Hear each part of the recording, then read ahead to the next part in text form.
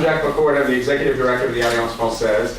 And we're very happy to have you all here this evening to celebrate the achievements of the students of the Award Towards Excellence Educational Outreach Program, a partnership dating since 1998 between the Chicago Public Schools and the Alliance Française.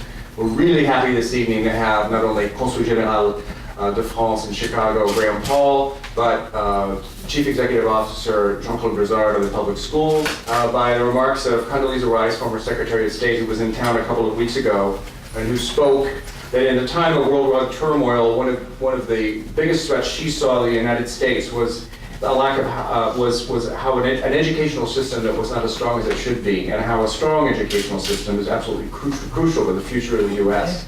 I think all of us in this room would agree, and are all working very hard to make sure that that happens, not only in Chicago but countrywide. And one of her parting remarks was simply, it's a wonderful thing when you think that something's impossible, and then the impossible becomes inevitable. And that was in reference not only to her career, but to the success of many others. And I think that everybody, particularly our students in this room tonight, are a testament to that. So, bravo. This program is really at the heart of the mission of the Alliance, serving our community, the youth and the community, towards global understanding. You know, coming to the Alliance after school can be a pretty scary adventure, because they have to travel a long way from school and then go back home. And in the winter in Chicago, when it's dark at 3 o'clock and cold, it's really an effort. And for them, some of them have never ventured alone in our area.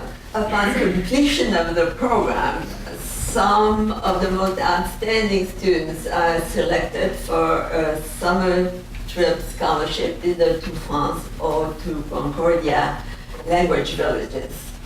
The selection is based upon the students' individual achievement in the program. If anyone knows me, there's absolutely no hubris at all where I come from. My wife keeps me very humble and very honest. And to be introduced and even say this is an honor to be here, for me to be here, goes beyond any expectation I've had, honestly.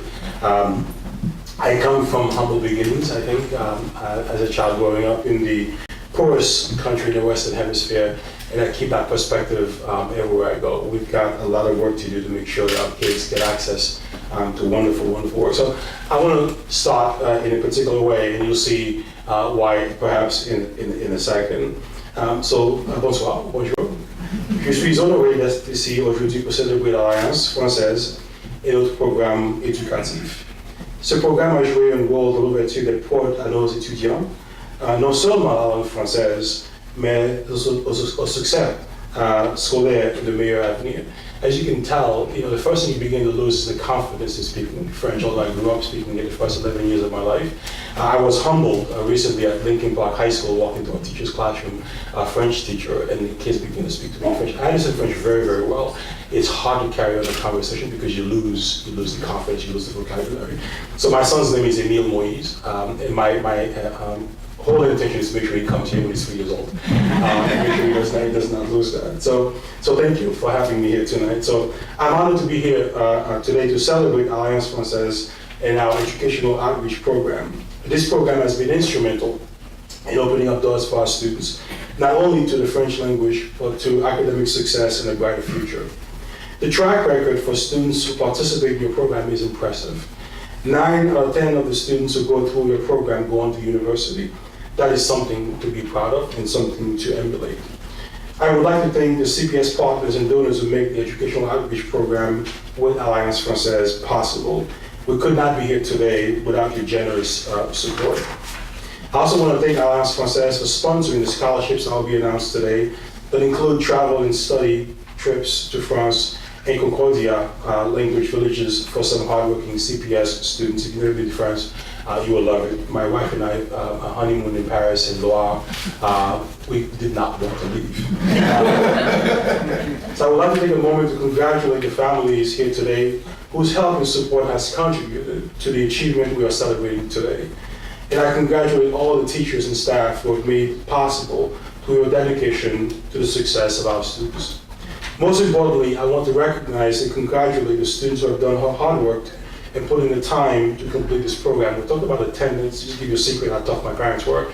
I never missed a day of school from elementary through high school, even when I was sick, sitting on the floor waiting for the bus because they didn't believe in absences from school. So if you did, congratulations. As the first ever native French-speaking CEO of the Chicago Public Schools, I am honored to welcome you to the joyous world of Alliance Française. French is the official language of my home country, as well as 27 other nations such as Côte d'Ivoire, Senegal, Cameroon, Belgium, and the Canadian province of Quebec. It's also the language of diplomacy, which is why many of the great Russian novels of the 19th century, including Leo Tolstoy's War and Peace, include a great deal of French dialogue. To be an aristocrat in the 19th century was to know French. In the 20th century, French became a language of liberation. Frantz Fanon, a French-speaking native of Martinique, and a philosopher who inspired President Obama when he was a young student, once wrote, "To speak a language is to take on a world, a culture." That shift from French as a language of the powerful to the language of rising people makes it such an exciting tongue to acquire for young people today. The world of French thinking has expanded beyond the banks of the Seine and holds out great promise for your generation. But I hope this program did more than help you learn a language and understand the variety of cultures. I hope for you, it helped you fall in love. L'amour may sound like a strange word coming from the CEO. However, as someone whose job it is to prepare you not only for college and career, but for life, I cannot think of a more relevant and important word to describe the intellectual path ahead of you. You will soon discover, perhaps in college, but if not, when you enter the world, what we call the real world, and seek your own path in life, that without love, without great passion for people, life and learning, the world can be a cold, dark, and difficult place. Love is about something more than material comfort. Thomas Jefferson described the passionate life in the Declaration of Independence as life, liberty, and the pursuit of happiness. At the Aspen Institute, we talk often about love. We talk often about the great society and how we actually can create that. Jefferson's dream was inspired by French thinkers like Jean-Jacques Rousseau and Voltaire. More recently, French philosopher Albert Camus defined the common path that all walk free. He said that a man's work is nothing but the slow trek to rediscover through the detours of art those two or three great and simple images in whose presence his heart first opened. For centuries, the world has been lifted by the French culture. That's because the French language is more than words on a page or off the phone. It's Montaigne sitting in a parapet inventing the essay. It's René Descartes wondering if an evil demon controls our world. It's Claude Monet finding new eyes for the world. It's a tide of memory that overcame Marcel Proust after eating a Madeleine cookie. And it's the joyful three-way bike ride in François Truffaut's movie, Jules and Jim. It's also not a coincidence that some of the greatest writing in the English language of the 20th century, from James Joyce to Ernest Hemingway, was written in Paris. The City of Lights has long been an inspiration for the world's dreamers and idealists. To know and feel the French language is to feel that creative passion within you. You don't need to travel to Paris to find that spark if you can find a piece of Paris, if not in France, wherever you create it. To conclude, I want to leave you with some thoughts from the great 16th century French writer Michel de Montaigne, whose father insisted he obtain one of the most unusual education in history. From an early age, his father insisted that no one speak to young Michel in any language but Latin until he became fluent. Then they were instructed to only address him in Greek. Eventually, he got around to learning French. Even though Montaigne claimed to be a lazy and forgetful student, years later he admitted that the effort and immersion had been worthwhile. He wrote, "If knowledge is to do us any good, we must not merely lodge with it, we must marry her." My fondest hope for you and for all graduates of our school system is that you keep your eyes, ears, and hearts open to life and fall madly in love with knowledge. Discover what is good, what is beautiful, and what brings meaning to you. Embrace it and let it shape you. Félicitations and bonne chance. The Educational Outreach Program is a unique initiative, and both partners, the Alliance Française and CPS, are rightly proud of its capacity to provide an exceptional opportunity for American students of Chicago public schools to be exposed to the French language and the French culture. French-American relations are of course based on trade and cross-investments, but perhaps even more importantly on our common history, robust democratic values and cultural heritage.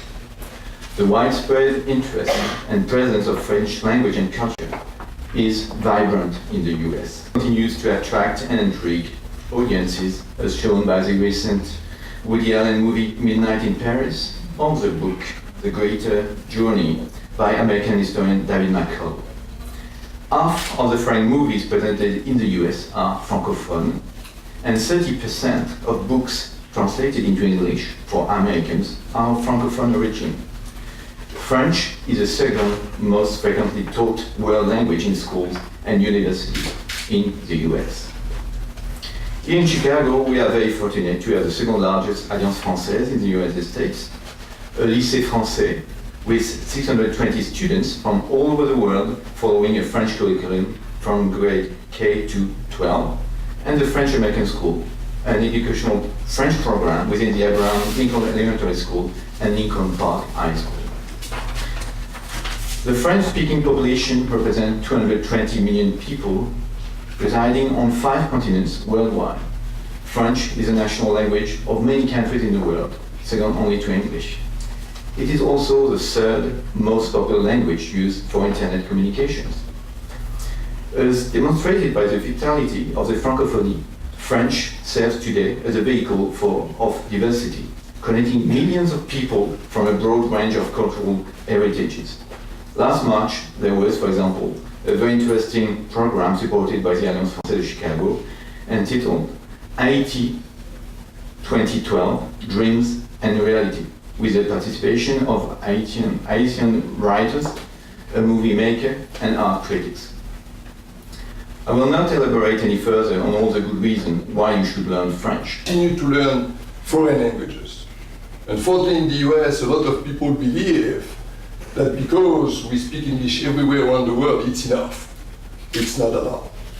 I can tell you that I'm traveling the world. Last month, I had 80 hours flight, going to Europe, and then to Thailand, and then to India, and then to Middle East, and then to North Africa, and then to Brazil. I mean, it was a lot. But I can tell you that when I am in Mexico or wherever it is, and I can make a talk in Spanish, you make a big difference. Even if you make a lot of mistakes, doesn't matter. You are speaking their language, and they appreciate that very much. It means that you have the respect of the people when you know about their language a little bit, when you are able to talk about their culture, talk about their history, as you have done today.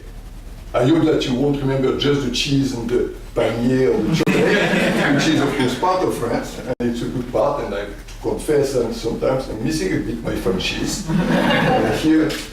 But I think that any country has an history and has something to communicate to people. It means that I want to encourage you in order to grow not only your career, but your life, to learn foreign languages, to learn about the history of countries. And the chairman that I was talking about, who is now 85, I can tell you that he is an American guy, but you can talk with him about any country around the world. He can tell you what about their history, what about their culture, and it's wonderful. And I can tell you that it will help you a lot in your life if you continue to do that. And of course, I will encourage you to start with French.